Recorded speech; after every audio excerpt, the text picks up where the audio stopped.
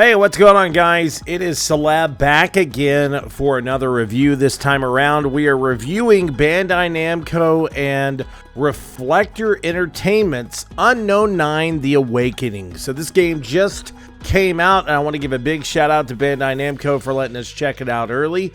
So if you don't know about Unknown 9, I'll give you this little brief overview. In Unknown 9: Awakening, you play as Haroona, a Quaestor born with the ability to venture into the fold, a mysterious dimension that overlaps our own. On her quest for powerful hidden knowledge, she will learn to master her unique connection to the fold, which allows her to channel its power into our world. But such powers does not go unnoticed. Haroona quickly becomes the target of the Ascendant, a splinter faction of a secret organization known as the LYS, who wants to use the fold to alter the course of history. So, Unknown 9, man. How do I best describe my experience with this? I will say this. Beforehand, I knew nothing about the Unknown 9 universe. So upon getting this review opportunity, I really didn't know anything about the Unknown 9 universe. I did not know that to really kind of understand a lot of the knowledge of the Unknown 9 universe, there is a multimedia universe that is stretched out into comic books, podcast, novels, web series, and more. And that's just a lot for me. Like, that is a lot for me as a gamer. So there, like I said, there's probably some people out there that are really far in love with this series as a whole, and this universe as a whole, and it's understandable if you're going to go into this and having this knowledge. But coming from someone that had no previous knowledge really about this game, there was I believe that whenever it was first showcased in like 2020, I had kind of looked at it or whatever, but I really didn't know much about this game up until the point of me getting this email. So let's say this. The cast of this game is fairly good. Anya is the main character in this game that portrays Haroona. And Anya actually played Yennefer in the Witcher series, and I think she is a fantastic actress. I think she has always been, even since I think she was in the Zack Snyder anime prequel. That's what I was, and I really loved her voice acting of it. Of course, I loved her as Yennefer in the series as well, but in the Witcher series. But this is her first like full-on main character aspect of things.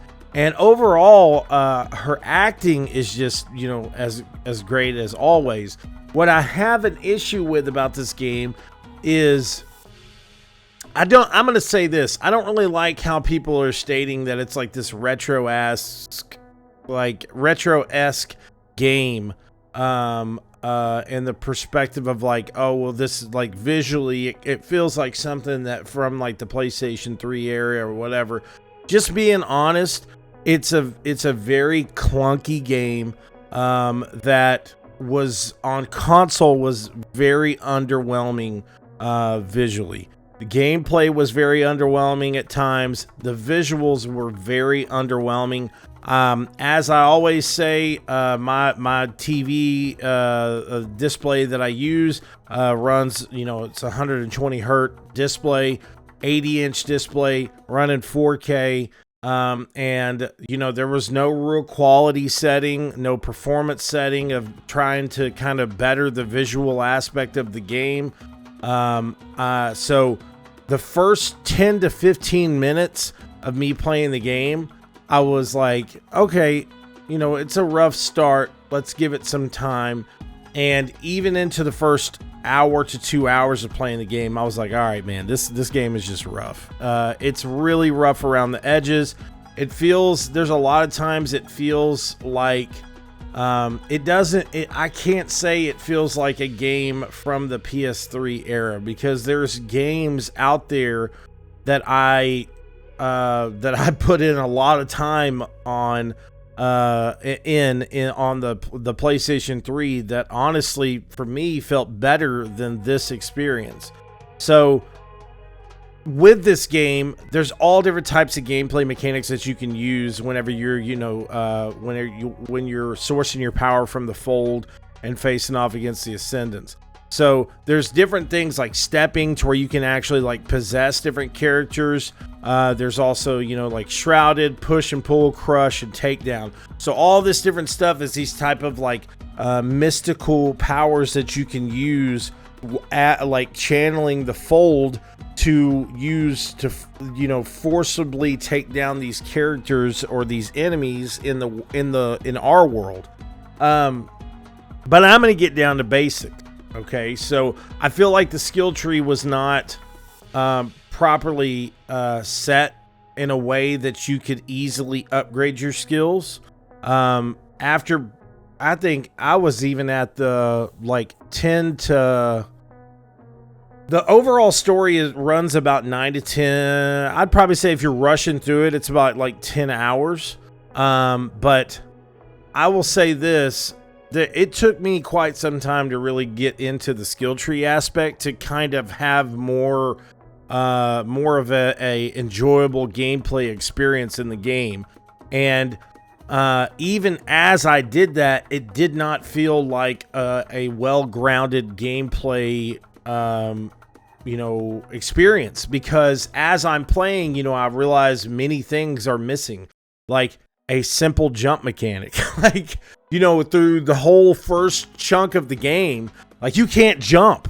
I know this is crazy, and I don't talk about it a lot. I don't use this thing as a crutch or anything, but like having ADHD, I tried to I play games a certain way, and the fact that I feel so on the rails with this character in this universe, it really made me feel like it wasn't an experience that I could experience. It was an experience that was being laid out to say, hey, this is how you are going to play this game. You're not going to experience you're not going to experience it any other way. And we're kind of in that mode now of gaming that shouldn't be a thing. You know what I'm saying? These games that are coming out in 2024 with the technology and the consoles and PC technology and all this other stuff that are out there, you should be able to play these games however you want to, especially whenever they're in somewhat of a kind of like open spaced areas of level design and whatever. You can't really do that, in this game.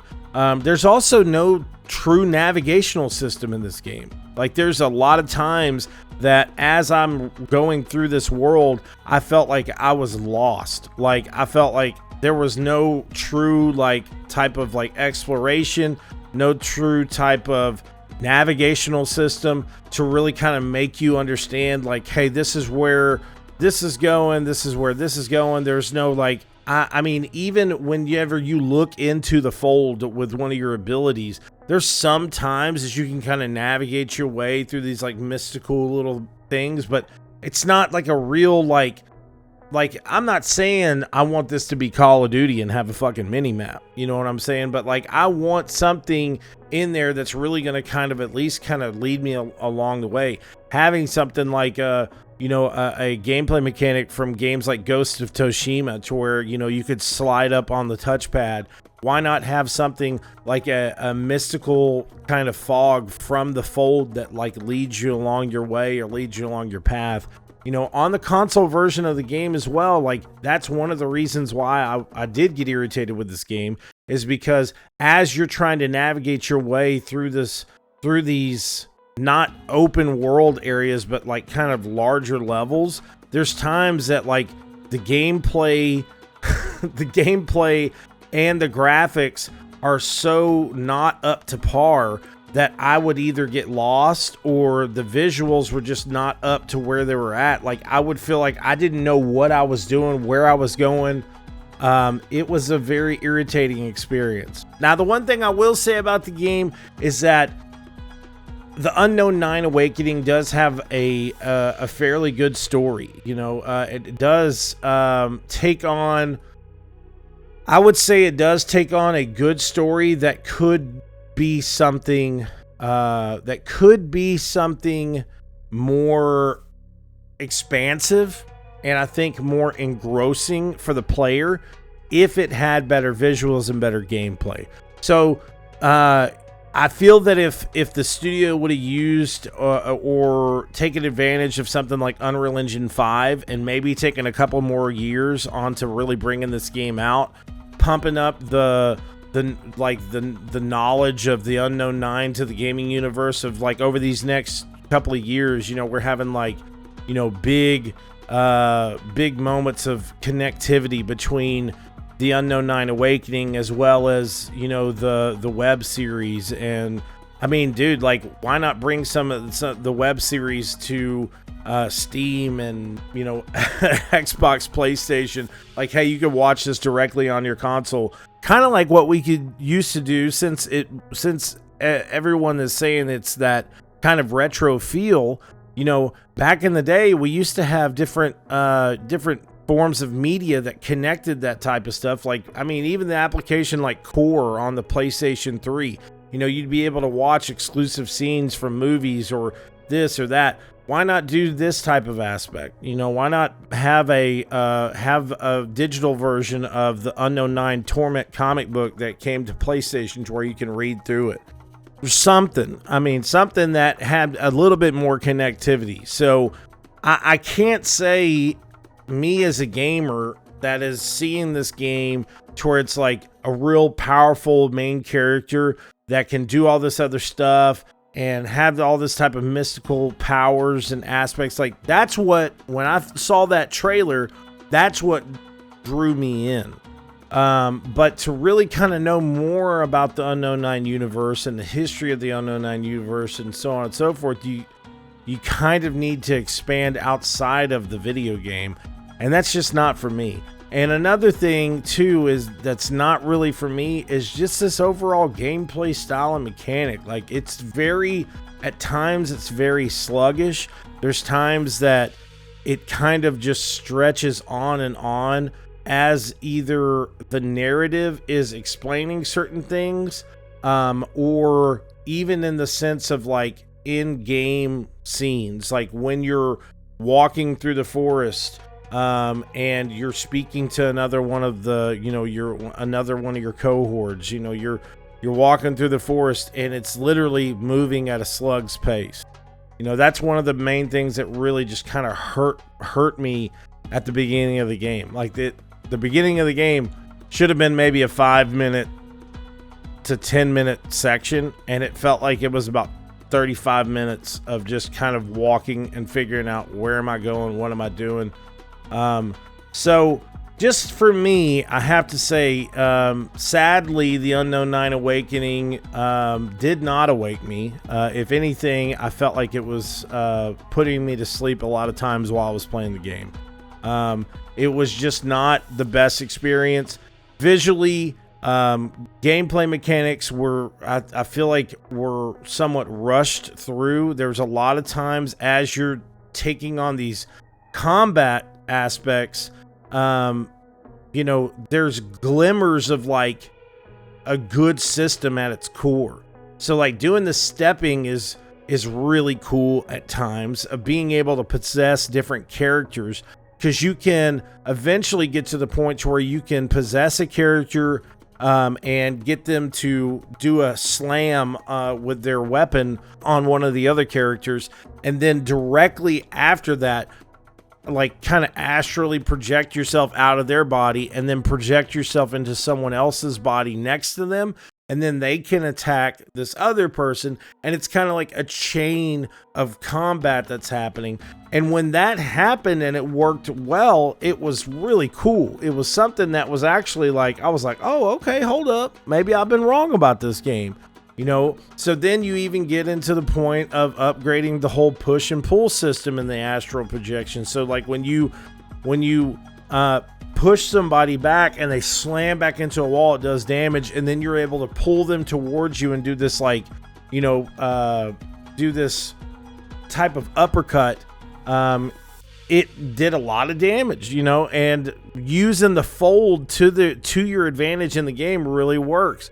So then you eventually get another section of gameplay mechanics called crush, to where you can actually like crush different lamps and explosives that are around you, or the takedown aspect, to where you can push, you know, down on the D-pad, go, you know, invisible, walk up behind them and like pull their soul out of their body. You know, I mean, it's crazy, man. It's really crazy. But what I did is, like, I could tell that type of gameplay at times was something that was going to be used here and there. So I didn't use my skills exactly right. You know, I was trying to upgrade things that, like, okay, well, it seems like in the area I'm in now, I'm going to need a little bit more stealth. And then maybe I'll update a little bit of combat here and there. And there's not really a way of resetting your skill tree, you know, like, unless I just, you know, am kind of few and far between and zoinked out and didn't realize there's a way of resetting your skill tree. Maybe there is. If there is, call me out on it. But at that point, I was almost kind of being, I kind of felt like I was about done with the game, because in total I put in, like, I'll say I put in 12 hours, and, well, I'd probably say I put in about 10 hours into the game, and I still, at that point in time, I still felt like I didn't really get the experience that I was expecting to get. So gameplay mechanics are real clunky. And at times feel not old school, just feel poorly done, to be honest. Because there's times as I'm walking walking around as Haroona, you know, my character's kind of like I would say like shifting left and right, and has like this shaky kind of walk to her. There's times that the character models just look weird on the screen, and this could be because of the console version. So that's one of my biggest complaints too. It's 2024. There should not be games that are coming out that do not offer quality and performance changeability in the game. So, like, I'm being forced to play the game at 30 frames per second. I'm being forced to not be able to have a faster experience. I'm being forced to kind of along this line of an on-the-rail system in this game, and it just didn't feel like an enjoyable experience to me. So you may think different, so do not go off of my review. The game is out as of now. October 18th is the release date, and it is set at the retail price of $49.99. And as I said, The Unknown 9 Awakening, one of its biggest strong points is its story. I feel like if it had a better gameplay mechanic and also a better graphical presentation to the game, I would have been pulled in a little bit better than what I was.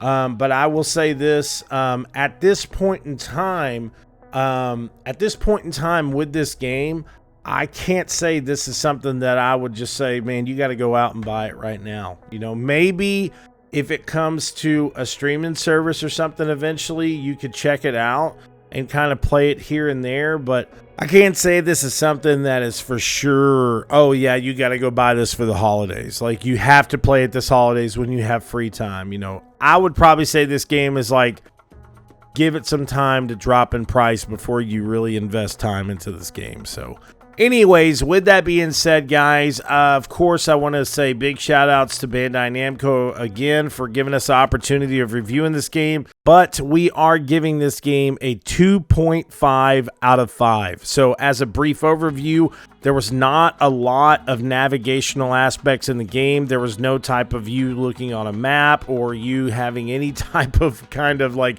visual representation of like, hey, go this way. The gameplay mechanics at times felt clunky, especially whenever it came down to a tie-in with the navigational aspect. There's times that you're walking and it's super sluggish, or your character's real jittery while they're walking. The walking mechanics just didn't look right. Also, the visual aspects of the game are really not up to par with the other games that are out there on the marketplace. What is strong about Unknown 9: The Awakening is the story. The story is a really good story and a really good narrative in this game. But if there was better graphical presentation and better all-around gameplay mechanics, I feel like this would have been a more enjoyable experience. So with that said, guys, this is our review of Unknown 9: Awakening.